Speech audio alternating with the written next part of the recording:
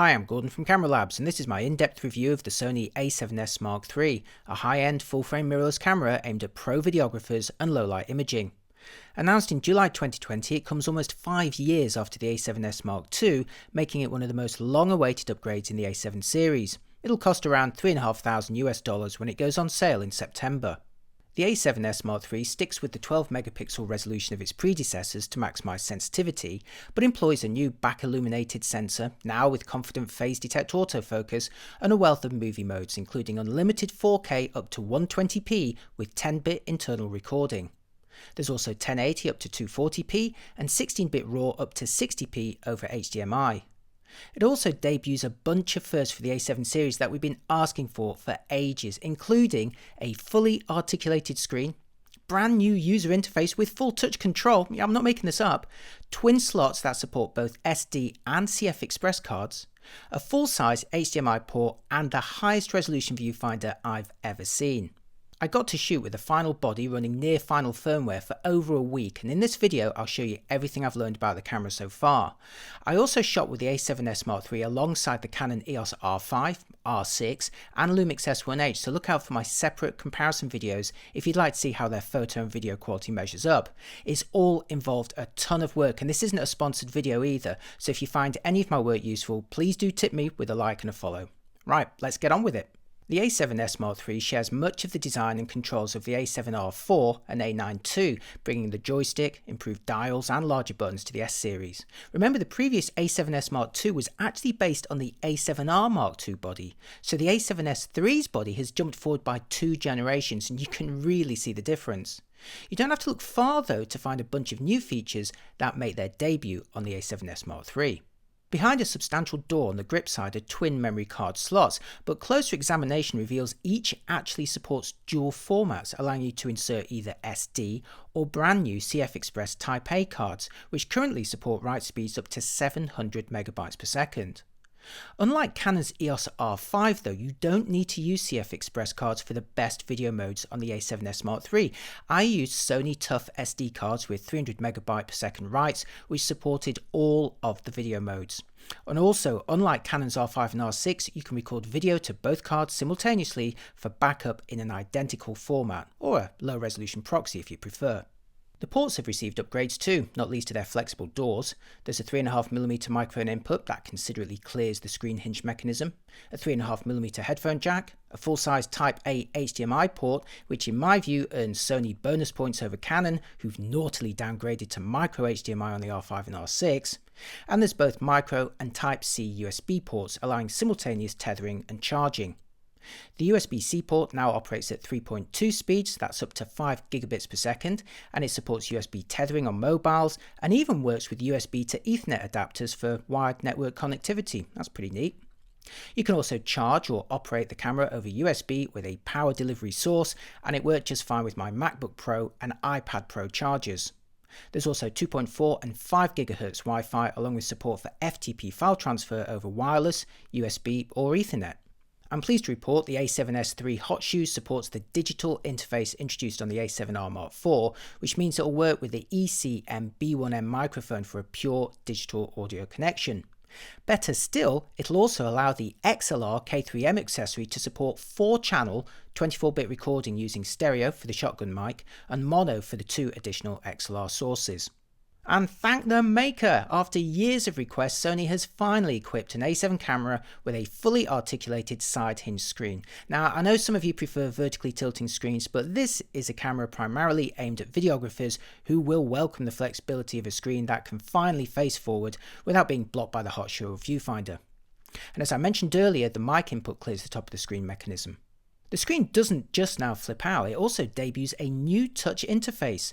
As before, you can reposition the AF area by touch, but in a long overdue upgrade, the function menu finally gains touch operation, allowing you to tap and drag the full range of settings, from exposure compensation to focus and drive modes. It's about time too, right? Touch controls also now extend to the menu system, but the bigger surprise is discovering the brand new user interface, arguably one of the most overdue upgrades on all Sony cameras.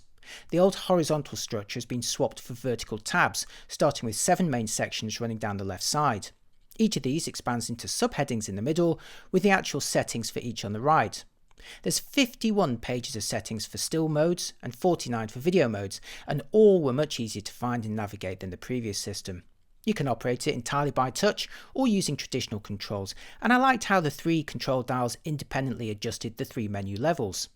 The camera also remembers different settings for photos and video, allowing you to switch between them without constant adjusting of exposure and focus.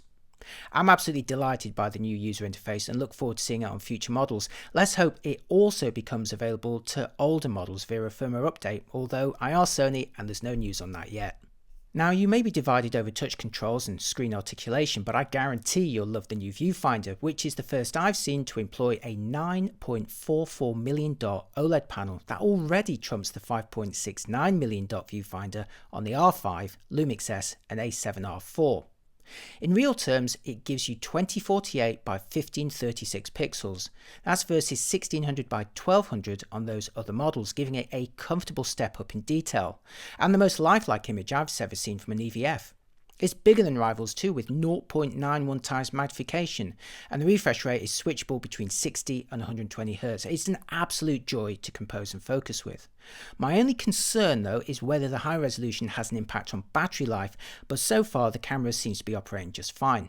Speaking of power, the A7S Mark III employs the existing Z series battery of recent models and again can charge it in camera over USB. Sony's quoting 510 photos with the viewfinder or 600 with the screen under SEPA conditions, which is a little less than the A7R Mark IV squeezes from the same battery, but it's comfortably more than the A7S Mark II and also Canon's EOS R5. In terms of video, I managed to record 2 hours and 40 minutes of 4K 24p on a single charge and in a single clip with no overheating either, but a lot more about that in just a moment.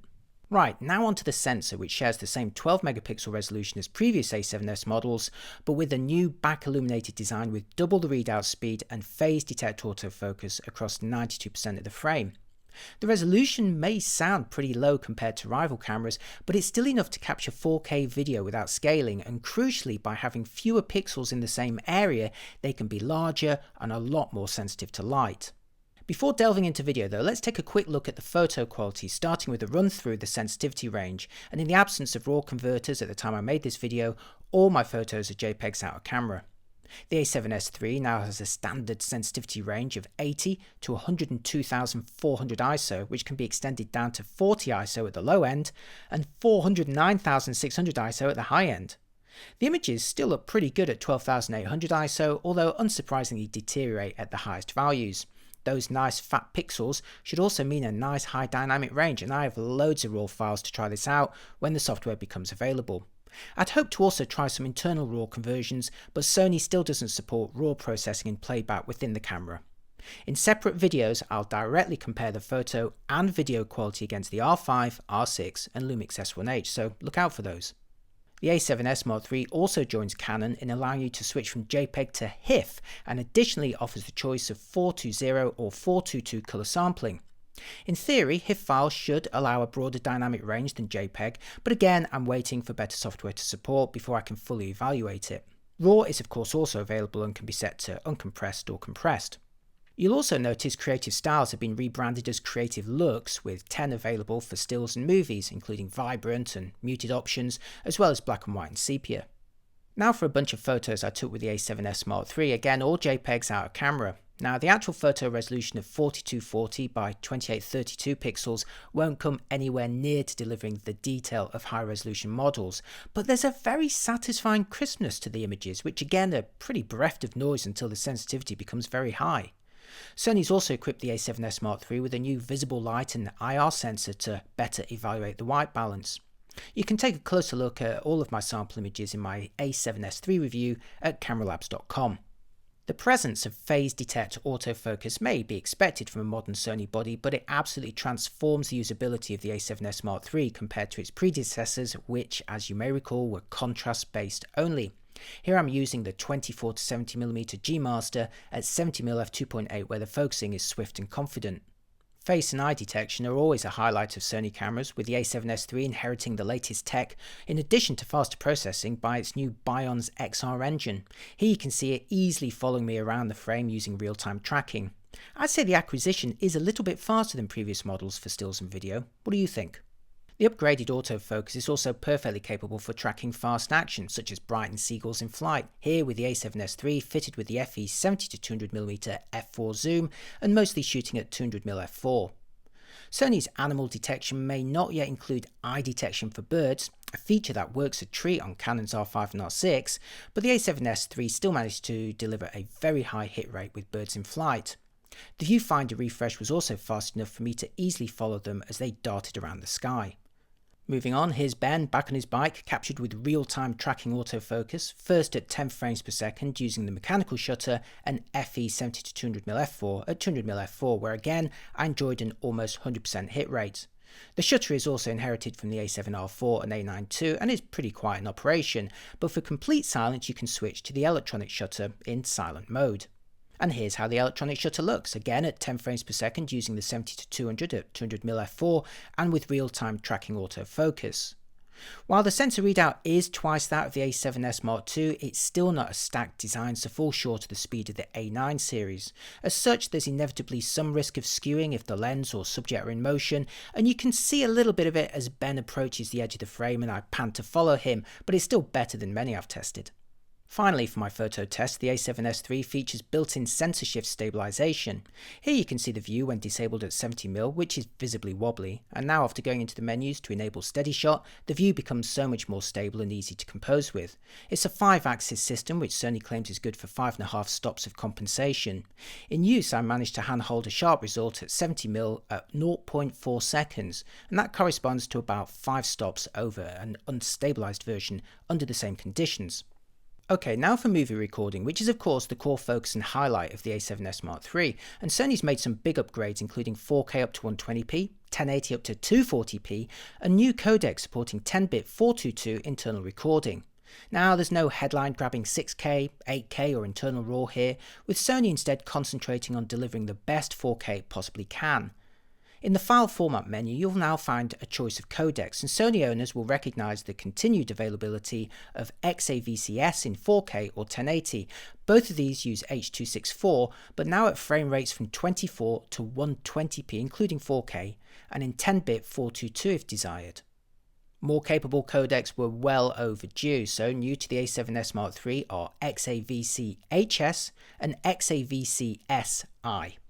Starting with Xavc-Hs, this is a 10-bit 4K only mode and uses the more efficient H.265 codec to deliver better quality than Xavc-S does at the same bit rates, although they'll need greater processing muscle for editing later. Xavc-Hs is available at 24 to 120p with a maximum rate of 280 megabits per second for 4K 120 10-bit 422. Meanwhile, the I in Xavc-S I stands for all intra, using very high bit rates to encode 1080 or 4K up to 60p using H.264 10-bit 422. And at 60p you're looking at 222 megabits per second for 1080 video or 600 megabits per second for 4K. Now these are the only modes that demand faster SD cards, although bear in mind that all of the A7S III movie modes are within the capabilities of decent SD cards, unlike the Canon R5 which requires expensive CF Express when you're filming 4K at 120 or 8K up to 30p. And unlike the Canon R5 and R6, you can also record duplicate backup video to a second card regardless of the format, or a low-res proxy if preferred. Okay, now for some footage, starting with the A7S III filming 1080 Xavc-S at 24p. 1080p footage is uncropped at all frame rates from 24 all the way up to 240p. And now for 4K at 24p using Xavc-S. Now 4K footage is uncropped when you're filming between 24 and 60p. And for a quick comparison, here's a 4K 24p clip filmed in the new Xavc-Hs format.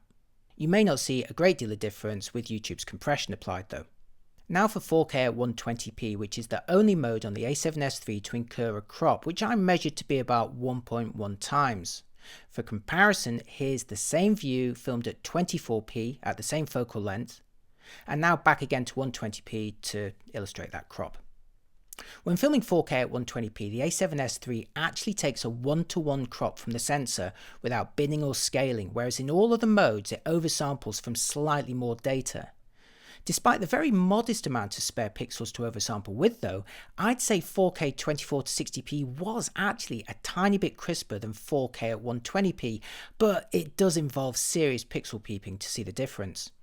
If you're into grading, you can apply the usual picture profiles with S-Log2 and S-Log3, and Sony claims up to 15 stops of dynamic range with S-Log3. Here's an S-Log3 clip I filmed before grading, and now afterwards with some adjustments applied. The nice thing about the A7S III is 10-bit 422 sampling is available in any profile or colour mode, unlike the Canons which limit it to log and HDR modes only. Now let's have a look at the high ISO performance for video, first in 1080 and then in 4K. I'll be making direct comparisons with the Canon R5, R6 and Lumix S1H in separate videos as there's just too much material to get through here. As a quick aside, you'll notice all the internal video formats on the A7S III continue to record in the 16:9 shape, with no option to record in the wider cinema DCI shape. Sony told me it's monitoring demand for DCI, but among modern rivals, it's now become the exception not to offer it. Do you want it? Offering some consolation though is the ability to output 16-bit RAW video over HDMI at 4264 by 2448 pixels, and that's up to 60p, from which you could of course scale or crop a full DCI frame if you like.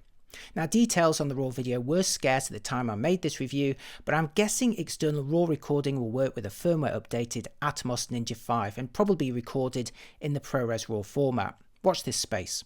In terms of recording time, Sony's dumped the half-hour limit of some rivals, that's Canon, and designed the internals to better dissipate heat without the need for active cooling.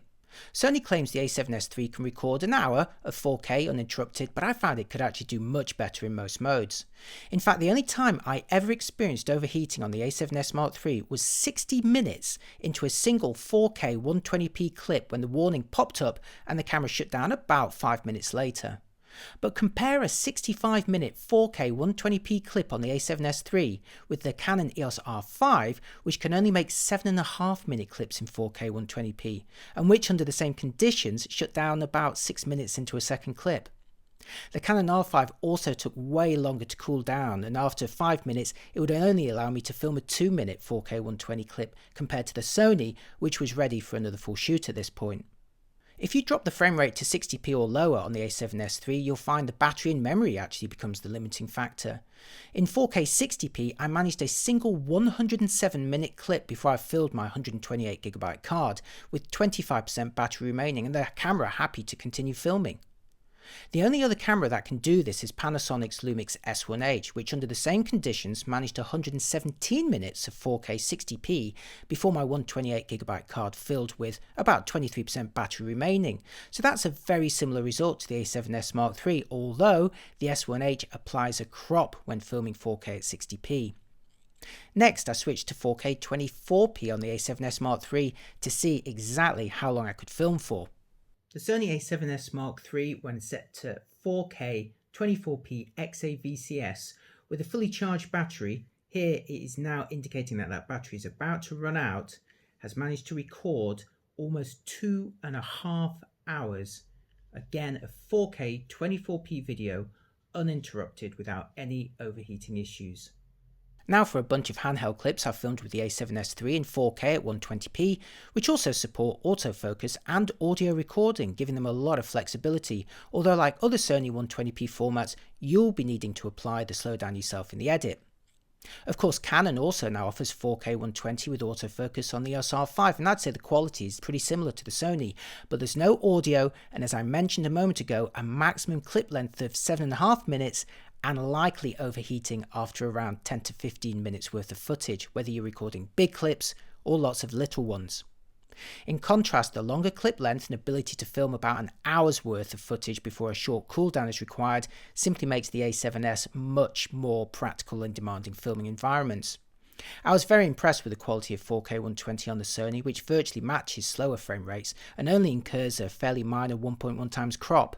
The autofocus was also sufficiently good for it to track fast action, and again the inclusion of audio makes it even more useful. Drop the resolution to 1080 and you can film up to 240p, a speed that's beyond the two Canons, although on the A7S III you'll need to access it from the S&Q mode, which slows the footage in camera and doesn't record sound. On the plus side though, 1080 240p doesn't crop and autofocus is still available. For the maximum slowdown, you'll choose a frame rate of 240 frames per second and a record rate of 24p for a 10 times slowdown, which is what I'm showing for all of these clips here. In my resolution test, 1080 footage on the A7S III peaked between 24 and 60p, and it actually loses quality at 120p and even more so at 240p, although as you can see here the footage can still look pretty good. Moving on to stabilization, the A7S III employs Sony's latest Censorship IBIS with two modes. For comparison, here's a clip filmed at 70mm with Steadyshot disabled.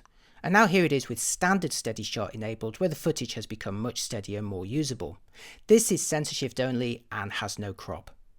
The A7S III also now becomes the first A7 model to inherit active Steadyshot from the latest compacts, and you're looking at it now again at 70mm from the same position. You can see active Steadyshot incurs quite a crop, but the spare pixels on the sensor means it's still able to capture a full 4K image without scaling. You'll see it in action when vlogging later. How about rolling shutter, I hear you cry? Well, here's the A7S III in 1080 24p, and again in another clip behaving pretty well. And now in 4K at 24p, again showing minimal skewing. Now there is a little, but it's pretty well controlled. What do you think?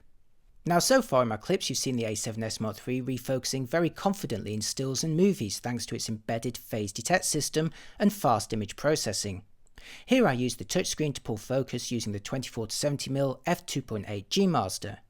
It's also possible to adjust the racking speed and response. And now for a face tracking test again in 4K at 24p. Now this was always something Sony was very good at, but I'd agree the new processor looks like it's delivering faster acquisition. It's really snapping onto my face here. This makes it perfect for filming pieces to camera, especially now that the screen faces forward. Hang on, does this make it ideal for vlogging? Let's find out. Hi, I'm Gordon from Camera Labs, and this is a quick vlogging test with the Sony A7S Mark III, filming in 1080 at 24p. Now I'm filming this without any stabilization at all, so before I go any further, let's switch it on.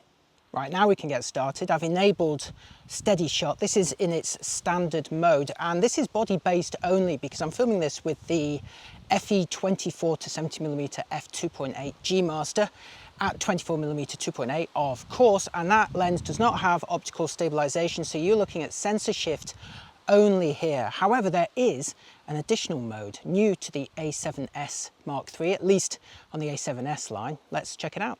Okay, now I've switched Steadyshot to active. So this is performing some digital manipulation in addition to the censorship system. So there may be a slight reduction in the field of view.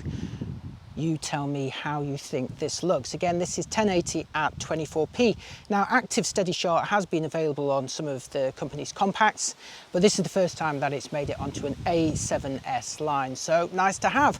But wait, who wants 1080 when you've got 4K? Right, now I've switched into 4K. Can you see a boost in detail? Hopefully. Still at 24p, and I'm filming this in the Xavc-Hs mode, which means it's 420 8-bit. I have plenty of 10-bit 422 footage in the rest of this review, so I thought I would see how this looks in comparison. And I've switched back to the standard stabilization mode here. This is just censorship. There is nothing active about this. But let's switch over to the active one and see how that looks. Right, now I've switched to active Steadyshot, still filming in 4K 24p at 420 8-bit. Now I'll tell you about a few of the other settings that I'm using. So again, this is the 24 to 70 G Master at 24mm f2.8. I'm filming in manual exposure mode with auto ISO, but just the standard profiles, nothing clever in terms of the color that's going on here. For autofocus, I have face and eye detection with the wide AF area enabled, and the audio is recorded with my Rode Wireless Go. Right, I think that's enough vlogging for this section, so now let's get on with the rest of the review.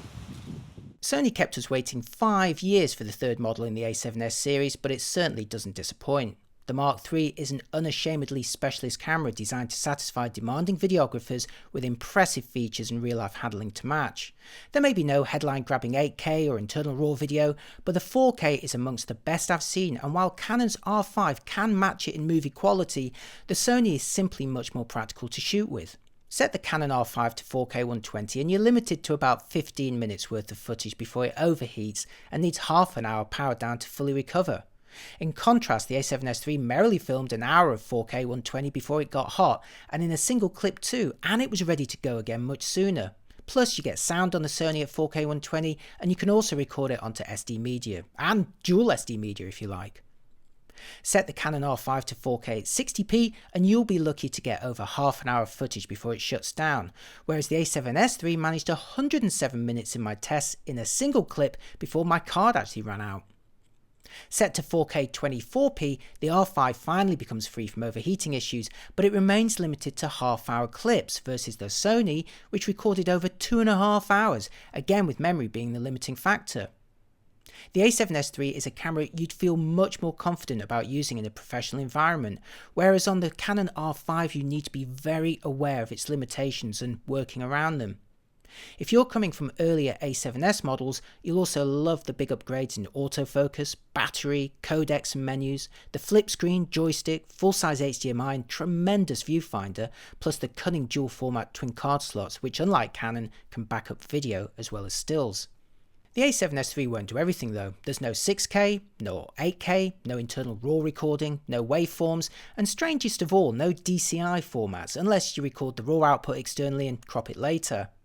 While the 4K 120 looks almost as good as 4K at 60, the 1080 at 240 does suffer from a reduction in quality versus normal 1080 frame rates. And most obviously, while the 12 megapixel resolution was chosen for sensitivity, it simply can't compete on photo detail with high resolution rivals, nor of course offer a 4K cropped option. But that's okay because Sony has 4 different full-frame mirrorless cameras, mostly differentiated by their sensor resolution and target market. The A7S III isn't trying to compete on photo resolution, drive speed or price. It's trying to be the best 4K movie camera for under $4,000 and I'd say it's achieved that goal. The Lumix S1H comes closest, sharing uninterrupted recording times without overheating and including DCI formats and 5.9K too. But there's no 4K at 120, no face detect autofocus, and even the 4K at 60p is cropped. But do keep an eye on prices and compare these two models closely. Shooting side by side with the R5 and R6 though really drills home how much better suited the Sony is for demanding videographers who can't work around short clips or cooldown periods. Of course there's pros and cons to each model and I'll be making separate videos directly comparing their photo and video quality side by side, but the final word for this review is Sony has delivered one of the most confident and capable video oriented cameras to date that delivers practical, mostly uncompromised performance in any mode. If your priority is 4K video, it comes highly recommended. Phew, that's it for another review. Now this isn't a sponsored video, so if you found my testing useful you can reward me with a like and a follow. That's pretty easy, right? And if you really liked it, you can make my day with a coffee donation or by treating yourself to my in-camera photography book, or how about a Camera Labs t-shirt or mug? There's links to everything including the latest pricing on the camera below. So let me know what you think in the comments. Thanks for watching and I'll see you next time. Bye bye.